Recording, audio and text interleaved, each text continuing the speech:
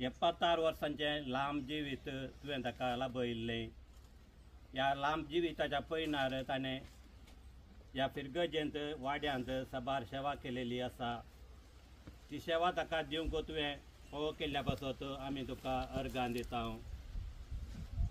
मोगाळा बाप्पा, ह्या संवसारांत तो जियेत आसतना मनशाच्यो कुडी अस्कत जावन आसतना ताणें अस्कतपणान केल्ल्यो कांय चुकी उरल्या तर जाल्यार आमच्या मागण्या वरवीं तूं ताका बगसून तुज्या राजांत घे म्हूण ह्या वेळा आमी परत मागता.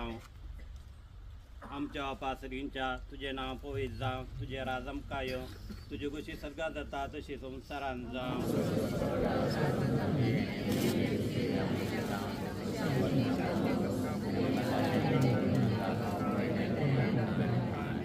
नमाण मरे कृपेन भरले सम तुजे संगाता श्रेया मिता तू सदैव आणि सदैव पाळ जो गुस्सेंजे